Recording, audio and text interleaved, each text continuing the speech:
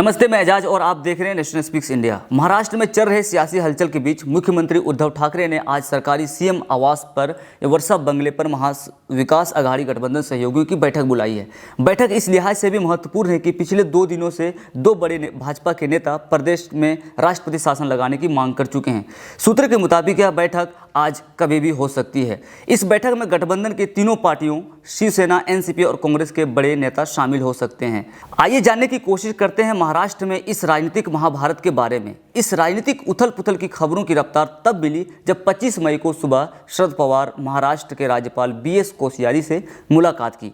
पवार और कोश्यारी के बीच इस बैठक का समय अहम माना जाता था, क्योंकि यह शिवसेना, एनसीपी, कांग्रेस गठबंधन महाविकास आघाड़ी सरकार का नेतृत्व कर रही है। शिवसेना और राज्य भवन के बीच पिछले 2 दिनों सामने आए गतिरोध की पृष्ठभूमि में भी हुई है।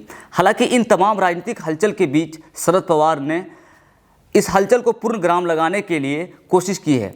हुआ यूं कि मंगलवार को राकंपा यानी राष्ट्रवादी कांग्रेस पार्टी के अध्यक्ष शरद पवार ने स्पष्ट कहा कि राज्य की ठाकरे सरकार अस्थिर है। फिर उन्होंने यह भी कहा कि राज्य सरकार पर कोई खतरा नहीं है। साथ में आगे पवार ने कहा कि ठाकरे सरकार को समर्थन देने वाली कांग्रेस और राकंपा मजबूती से सरकार के साथ खड़ी है।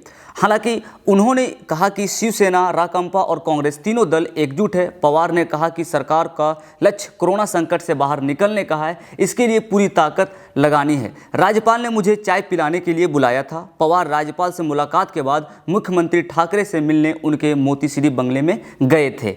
हालांकि शिवसेना के राज्यसभा सांसद संजय राउत भाजपा पर हमलावर हो चुके हैं। शिवसेना सांसद संजय राउत ने भी कहा कि राज्य सरकार को कोई खतरा नहीं है। अगर राष्ट्रपति शासन लागू करने की कोई बात करता है तो इसके लिए गुजरात सबसे फिट राज्य है।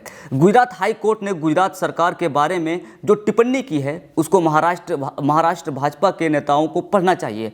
प्रदेश भाजपा के नेताओं को तत्काल गुजरात में जाकर सरकार के खिलाफ आंदोलन करना चाहिए।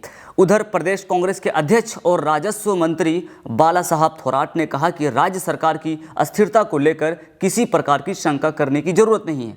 थोराट ने कहा कि सरकार मजबूत है, सरकार के पास संख्या बल है, सरकार अच्छा काम कर रही है। थोराट ने आगे यह भी कहा कि राज्य में राष्ट्रपति शासन लागू करने के संबंध में दिल्ली और मुंबई में कोई चर्चा नहीं है।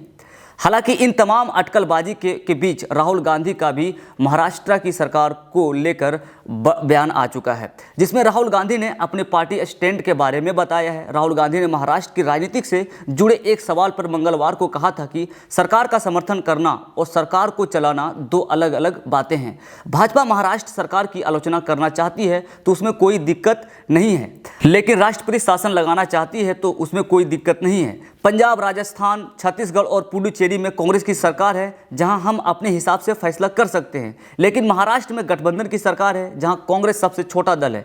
शिवसेना, राकंपा 2 बड़े दल हैं। जैसे हम कांग्रेस शासित राज्यों में फैसला ले सकते हैं, वैसे हम महाराष्ट्र में फैसला नहीं कर सकते हैं। अभी के लिए बस इतना ही। इस तरह की तमाम खबरों के साथ जुड़े रहने के लिए आप देखते रहिए नेशनल स्पीक्स इंडिया। शुक्रिया।